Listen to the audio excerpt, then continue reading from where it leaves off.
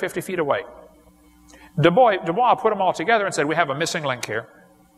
You don't even know those animal bones go together. 3 teeth, thigh bone, and a skull cap from an ape. This was also going to be used in 1925 as evidence for evolution at the Scopes monkey trial. The Java man. The famous anatomist Virchow said, in my opinion, this creature is an animal, a giant gibbon. In fact, the thigh bone has not the slightest connection with the skull. Du Bois hid the fact that he found 2 human skulls in the same area. He put those under his bed, under the floor. Like Edgar Allan Poe, you know, Telltale Heart, only this was Telltale Head. But there's no evidence of how man evolved at all. Fossil evidence for evolution for humans is fragmentary. Fossil evidence of chimpanzee evolution is absent altogether. There is no evidence of how chimpanzees evolved. But yet you have articles in the magazines all the time, you know, about evolution. Where are we going? I can tell you that. You're going straight to hell if you don't accept Christ. It's real simple. That's a no-brainer. In Skull, they were going to have a big display of the Orc Man, O-R-C-E, the Orse Man. They were going to have a big, party for the Orse Man they discovered, until they discovered it's actually a piece of a skull fragment from a donkey 4 months old. That was going to be the missing link. A dolphin's rib had been labeled as human collarbone in the museum for a long time. So somebody said, oh, that's a dolphin's rib. That's not a human collarbone. The Hobbit was just found here in 2004. The Hobbit was a little bitty, tiny human. Probably a result of secondary microcephaly dwarfism. Just a normal human, about 3.5 feet tall. There are people like that today running around the planet. Okay? There's a good book on the so-called cavemen, if you want to read this. If you're being taught this in school, get the book by Marvin Lubenow, Bones of Contention. Excellent book. It'll really put everything into perspective for you. The only missing link I can find is up between these guys' ears. You know, something is missing. Some of these professors spend all their free time digging in the dirt looking for bones. My dog does the same thing. But we don't make the taxpayers pay his salary while he does it, okay? Now, most states have laws requiring textbooks to be accurate. Florida has one, California has one, Texas has one, Wisconsin has one, Alabama has one. The law says textbooks should be accurate. Minnesota says teachers shall not deliberately suppress or distort subject matter. But Minnesota textbooks are still teaching all these as evidence for evolution, when all the ones in the red circle have been proven they cannot possibly be a missing link. By the way, the Minnesota textbook, and most textbooks now, instead of calling man Homo sapien, like we used to be called, they're now called Homo sapien sapien. Wow, what's that mean?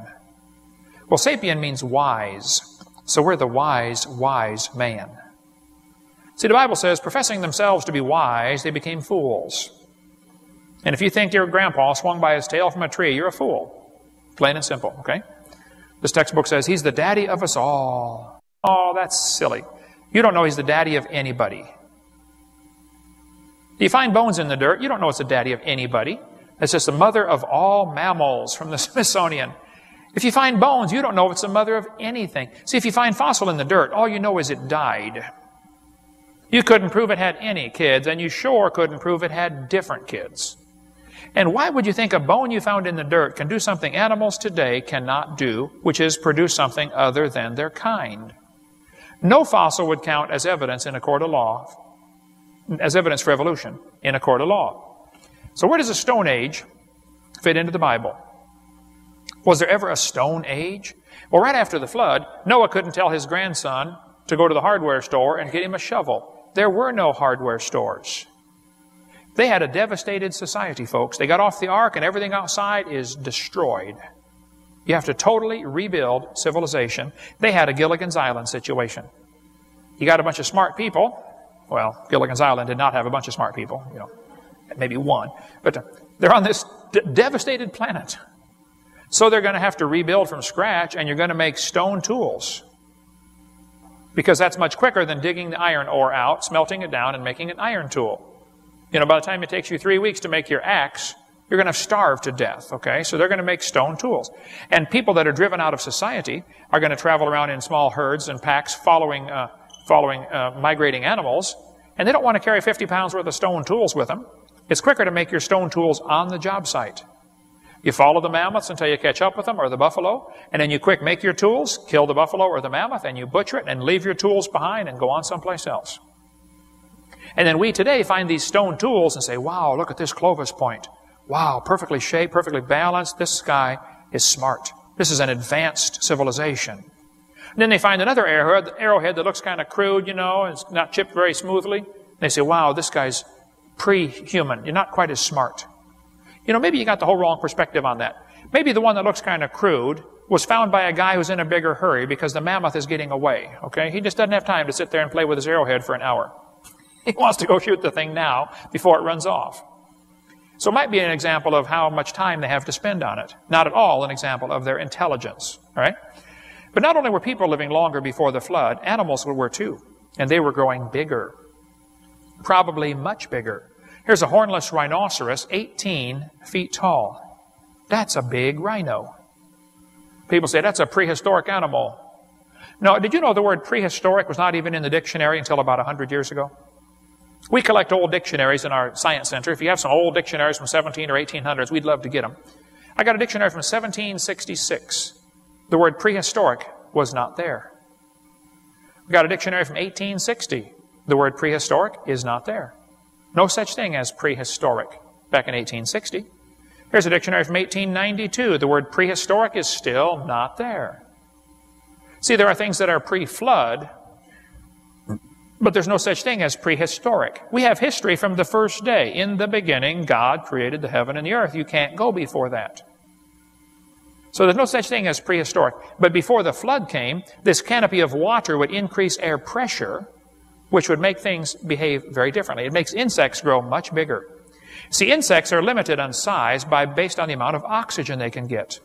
Insects that live in oxygen-rich waters get 1,000 times heavier than those that don't.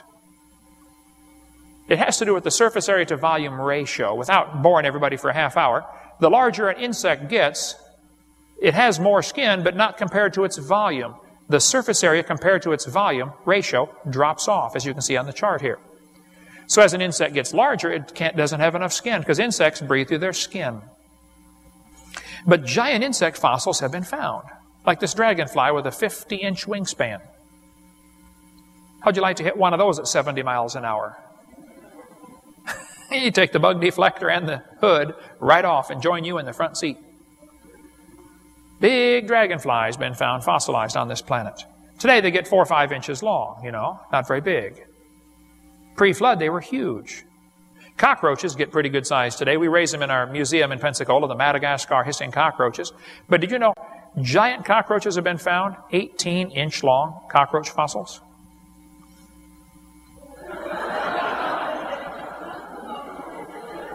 You didn't call Orkin in those days. You called the National Guard to come exterminate the house. Okay? Giant fossil centipede, 8.5 feet long, was found. Grasshoppers, 2 feet long, have been found fossilized. You can make a meal out of those. Tarantula with a 3-foot leg span, fossil. 60-foot cattail fossils have been found. A donkey 9 feet high. From Texas, of course. Everything's bigger in Texas. Okay? Giant sloths obviously lived on the planet. Now you're going to be told that was millions of years ago. No, it wasn't. It was just before the flood came. Buffalo were found with horn spans up to 12 feet. Elk with 12-foot antlers. Some of you deer hunters are thinking, wow, that'll look good on the wall. How many of you go out and try to shoot Bambi's daddy? Come on, be honest, okay? There we go. Good, good. And eat them too. You know, fossil kangaroos have been found 10 feet tall. And fossil wombat, the size of a mini. Here's a fossil of a guinea pig that was 1,500 pounds. That's a big guinea pig. Birds have been found 13 feet tall. Here's an elephant bird egg. The one behind it's an ostrich egg, which is also huge. They find fossils of prehistoric goose that stood as tall as an elephant and weighed half a ton. How'd you like to have that for Thanksgiving dinner? Tell Tiny Tim about that goose. Yeah. Fossil beavers have been found 8 feet long. Here's a guy holding a beaver jaw from about a 7 or 8 foot beaver. There's a 6-foot beaver found in Ohio. See, if you have bigger trees before the flood, you would need bigger beavers to chew them down. God kept everything balanced in those days. Salamanders today get from 5 to 8 inches long, typically. Did you know fossil salamanders have been found that are 6 feet long? Increasing air pressure means more gas gets into the water, and fish have to breathe in the water through their gills. So if you had